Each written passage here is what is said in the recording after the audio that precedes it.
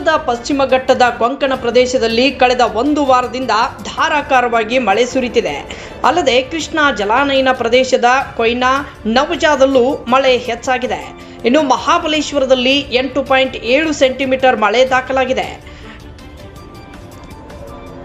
105 TMC ನೀರು ಸಂಗ್ರಹ ಸಾಮರ್ಥ್ಯ ಹೊಂದಿರುವ ಕೊಯ್ನಾ ಅಣೆಕಟ್ಟೆಯಲ್ಲಿ 85.44 ಟಿಎಂಸಿ ನೀರು ಸಂಗ್ರಹವಾಗಿದೆ.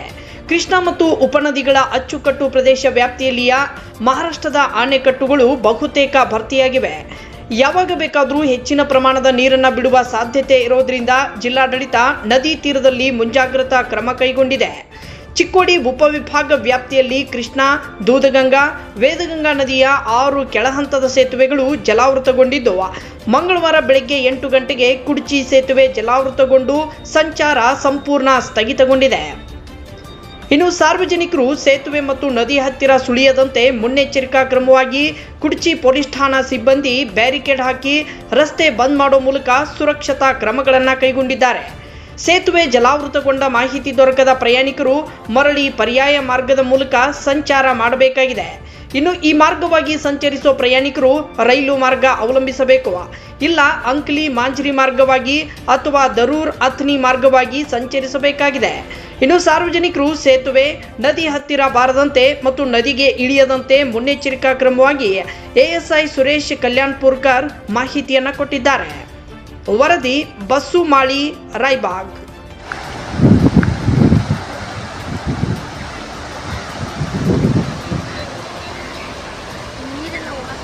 ನಡೆ ಕಡೆ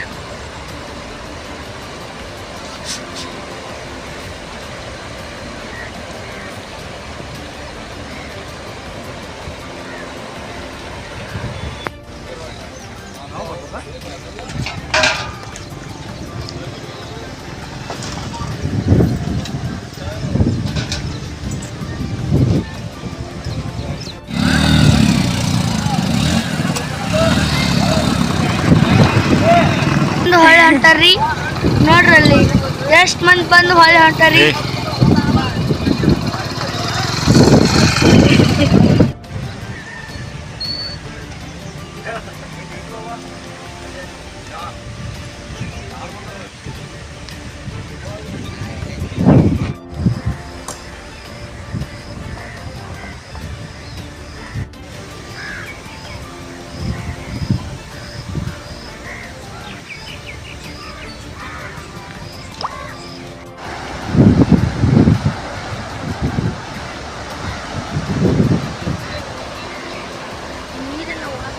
ನಡೆ ಕಡೆ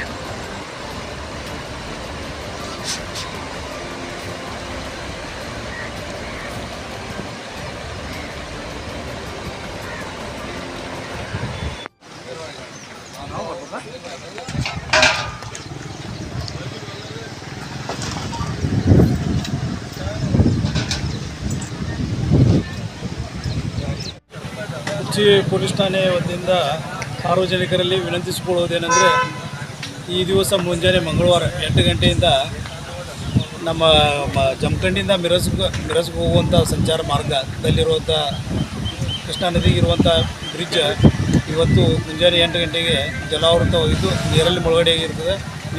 ಮೇಲಿಂದ ನೀರಿನ್ನೂ ಹರಿದು ಬರ್ತಾ ಇದೆ.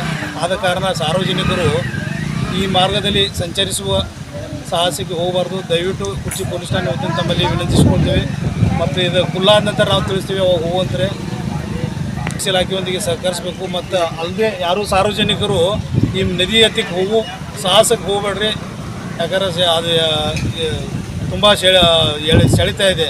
ಆದ ಕಾರಣ ಯಾರಾದರೂ ಅದರಲ್ಲಿ ಇದಾದ್ರೆ ದಯವಿಟ್ಟು ಯಾರು ನದಿ ಹತ್ತಿರ ಹೋಗಕ್ಕೆ ಹೋಗಬೇಡ್ರಿ ಪ್ಲೀಸ್.